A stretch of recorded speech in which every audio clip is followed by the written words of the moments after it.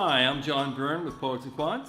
Sandy Kreisberg, the HBS guru. We're here for another round of handicapping your elite MBA odds.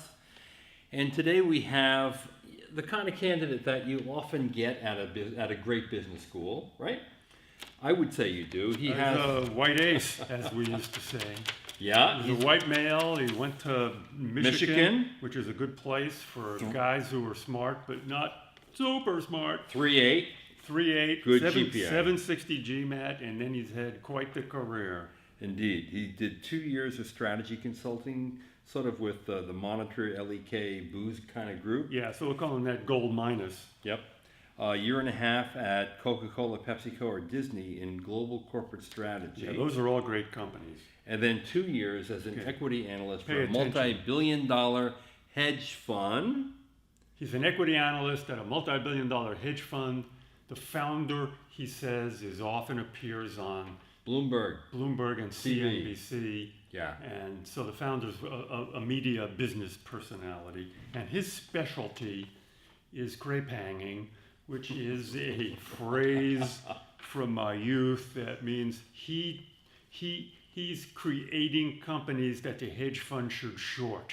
So he goes around looking for sick companies, particularly secretly sick companies. Right, because people shouldn't know that they're sick. Right. He knows that they're sick, and he knows the price is going to go down, right. So his hedge fund can make a bundle. You can short that. Right? That's exactly right. That's quite a line of work there. And his target schools, Stanford, Harvard, Wharton, Columbia, NYU, all round one. But before we get to him, let's just talk about the general case. Public service announcement here. Okay, general case. I am of the belief that if you're a white male and you're in banking, finance, private equity, hedge funds, VC, like this guy, white male in banking, finance, hedge funds, you really should apply to Harvard Business School in round one. I believe, based on what I've heard and results I've received, that Harvard Business School has a bucket for guys like this, and when the bucket is filled, they close the bucket and they don't care about what comes in later. It's not like they say, oh, we've got a lot of people here. Let's take half of them and see what else comes in round two. They don't work that way. They eat, they're full, and it's over.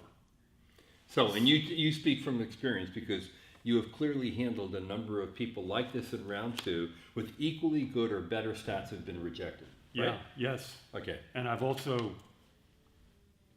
haven't heard from a Harvard admissions officer, but I've heard from people who claim they've heard from people at Harvard that this is also the case. Take that for what it's worth. Look, I don't know whether Trump does that a lot, you know. Yeah, look, that's fine. Take it for what it's worth. If you're applying to Harvard Business School, you're a white guy, or even a white woman, and you're in finance, apply round one. You've got nothing to lose. Just make sure it happens in round one. And this guy is a round wonder, as we would say. This guy wrote to us over the summer. We're just getting to it. Yeah. So I assume this guy has applied in round one. I certainly hope so. And after all, he would have only applied to Harvard anyway because all these other round one deadlines are still forthcoming. That's true, too. Yeah. So what do you think? This being, tell them what date it is. They don't know. Oh, well, it's in the week of the Stanford round one deadline. Today so is we're September 16th. 15th, 16th. Yeah, like exactly. Stanford is the 19th. Yeah. So what do you think? Does he have a shot at Harvard? Let's go there first. Yeah. Good shot. Well, he's competing with people who go to schools like Michigan, some of them who go to schools that people might say are better than Michigan. He's competing with people who also have 760 GMATs and might have a cleaner work history. That is to say that their first job was with Goldman Sachs and their next job was with a primo feeder private equity firm. And the question is, how many of those guys are there? Right. And, are there enough better than this guy where Harvard's going to say, well, we like you, but no thanks. Yeah. We've got our 30 guys like you, and they're all a little bit more interesting or better. That's the question. I don't think that's the case. I think this guy He's got more than enough. I think this guy should get in, particularly if, you see working for the hedge fund, the question, the serious question is for this guy is why does he need an MBA since he's got what most people consider a post-MBA job? And that's a question you might face on an interview. Well, maybe he wants to be, instead of an analyst at the hedge fund, an associate.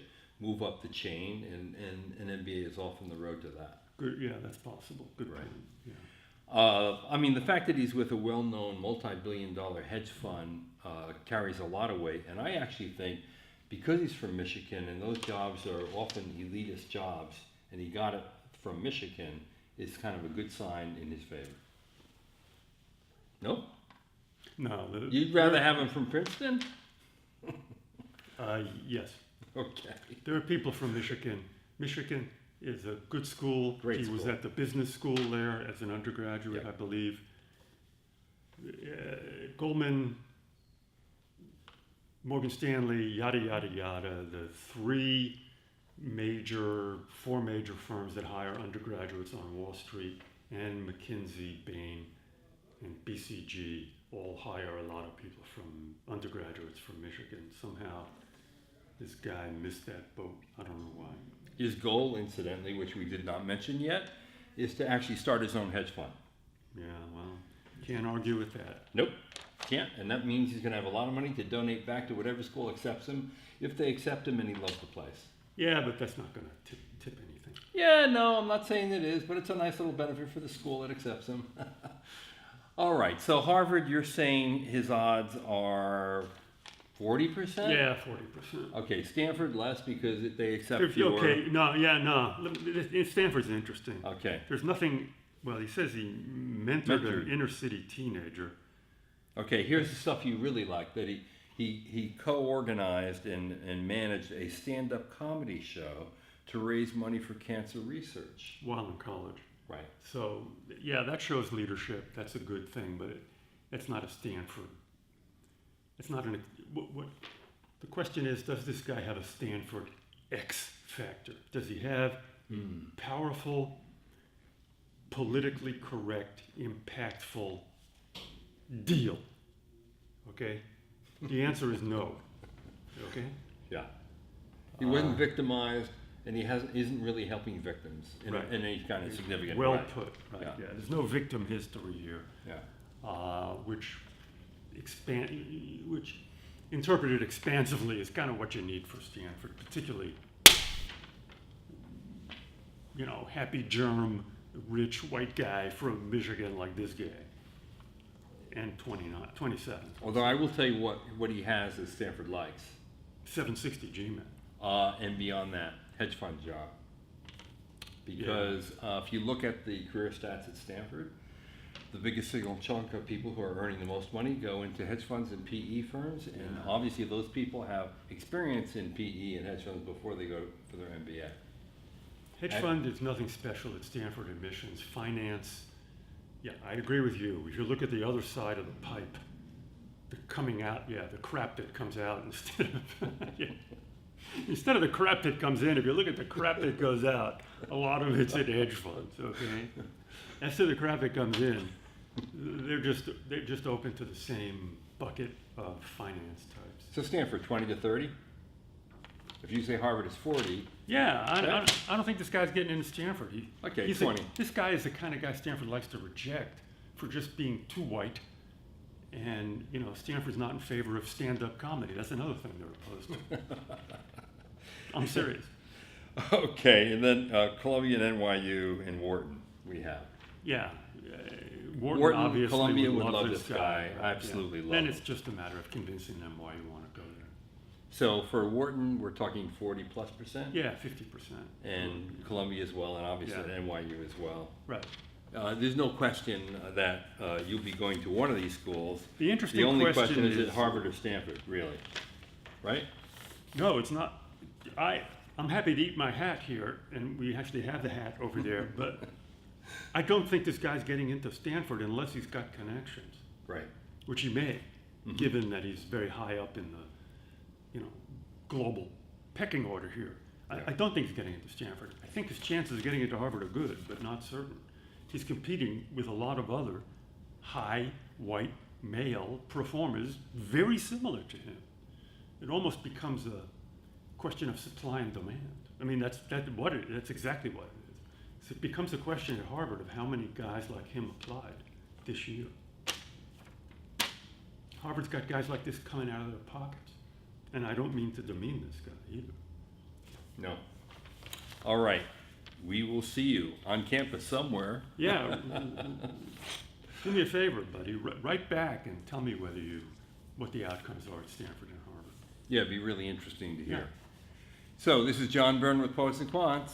And this is the always happy and optimistic Sanford Kreisberg from HBS Guru.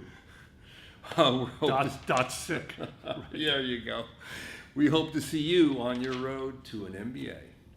Thanks for watching.